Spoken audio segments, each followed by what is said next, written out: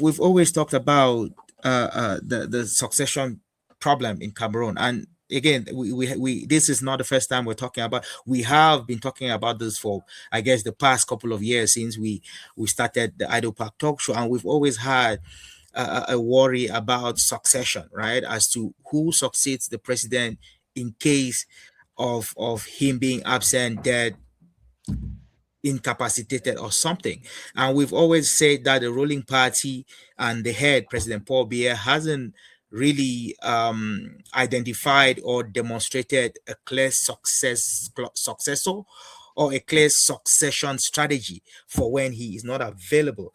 Is this, do you believe that, I mean, it's not like we talk to the CPDM or we talk to the president, but I get a feeling that the president in his spare time probably also has been thinking about what happens in my absence, right? And again, not just thinking about who takes over, but ensuring the stability, that there's the stability and clear succession when he leaves.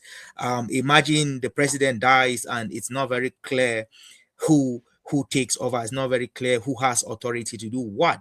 Imagine what that state might look like. Coup d'etat, everything else happens. But when there's a clear succession, and one that is appointed, meaning it's known to the general public, because once the president appoints the vice president, it becomes obvious that this is who he wants to replace him in case he's not there, or in case he is incapacitated, right? And so this some sort of solves that problem, the problem that we've always identified: who succeeds when Paul Biya decides that he doesn't want to be president anymore by resigning, or when when he is incapacitated, for sick, he's 92, or in case he dies like Cavaye just did. Who takes over? I think this is more or less a solution to that problem. You would think that it would be create some sort of a peace of mind for most Cameroonians, especially those Cameroonians who would not prefer chaos after the president's passing or incapacitation. But again, it feels like the bigger question is not even the creation of the post, or even who picks the vice president. I think for the past couple of weeks, the problem has been, or the big conversation amongst Cameroonians have been, who is going to be the person that ultimately gets picked. And again, I'm just kind of going to ask you, who do you think who do you think the president picks?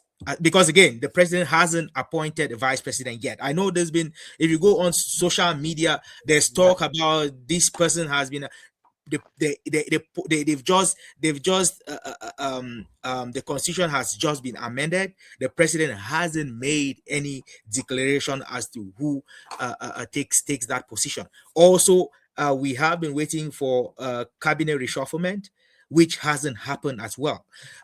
He might be waiting to make this announcement and shuffle his cabinet. At the same time, he might be examining candidates. I'm not Yeah. sure how he does that, but again, I think that is clearly a process that is going to happen.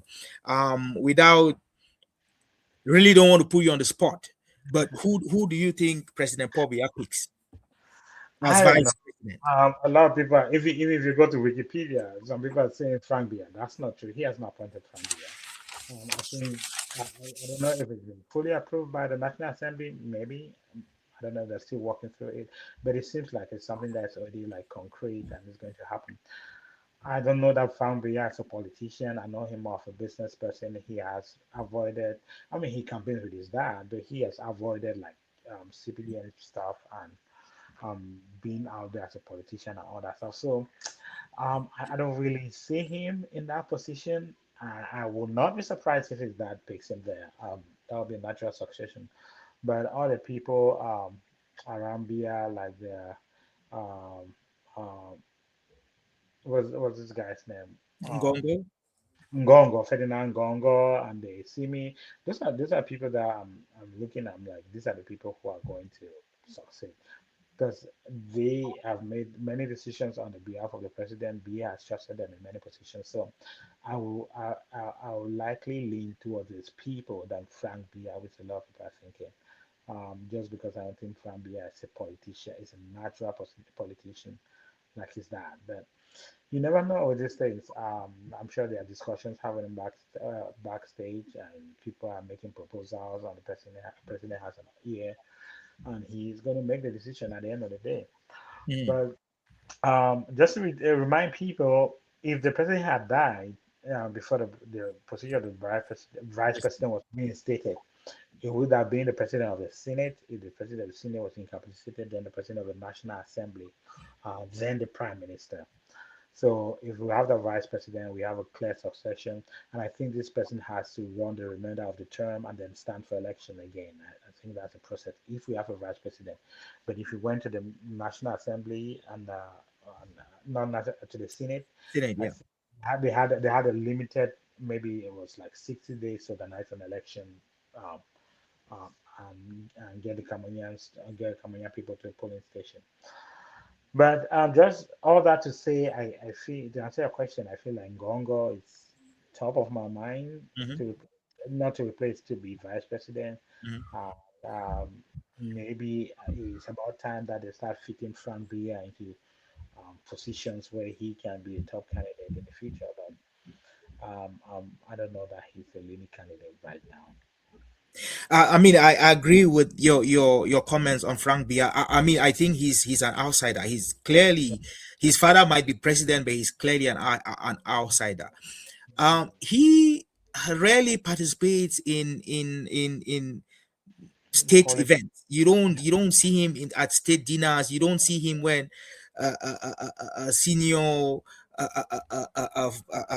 but when people visit, when other leaders visit Cameroon, you don't really see him up. He Yeah, he might have campaigned with his dad a few times, but that's basically it.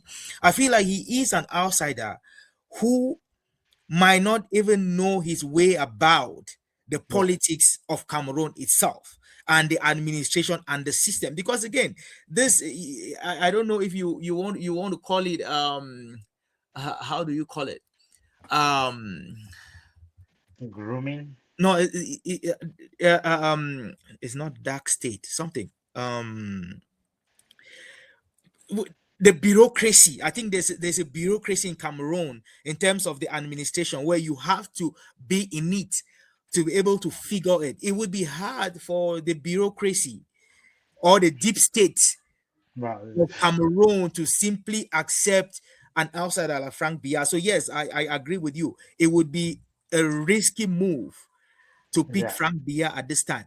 Maybe right. earlier when his dad still had Mhm. um the health and the age to show him the ropes and to walk him through, right? I would say yes. Frank Bia would probably be a likely a successor, but at this time where he's almost at the end, I don't know that picking Frank Bia ensures stability or guarantee any kind of stability in continuity, right? So clearly agree. Another person I was thinking about who is a loyal servant of the president, Paul Atanganji. I forgot that. He, in my opinion, is one who has worked tirelessly, Deserves it. and people will not give him the credit. But if Cameroon is still one and indivisible today, Atangaji had a big role to play in making sure that this crisis, the Anglophone crisis, if you want to call it that, or the Ambazonia crisis, did not go get out of hand. Right. He worked Worked. tirelessly from the time he was made Minister of Territorial Administration in 2018. That was about 2 years, shortly 2 years after the Amazonia crisis started. He was handpicked by the Yeah. president to manage the crisis.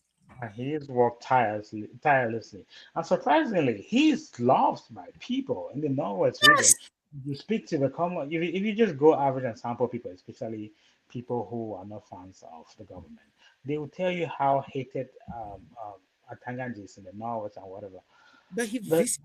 And he visited when the Pope was there, and you can hear people hailing him and screaming And his he name. was he was really very friendly, interacting with the crowds and joking around and doing all that, right? So he too, in my opinion, will not Yes. be he will not be will not be a terrible candidate for vice president. I understand that sometimes there's this trying to create a regional balance where one senior position comes Yeah. from a certain region and the next one. But again, if you keep that aside, Atangaji would not make a bad candidate No. for the post of vice president. I mean, if you want someone who has who has a knack for uh, uh, For for power. for He wants power, someone who's turned, who has yes, been a loyalist, yeah, who has principled. Many people hate Atangaji, but he is one of the most, in my opinion, principle, yes. principled politicians in Cameroon right now. You can hate who he supports, who he's loyal to, and whatever.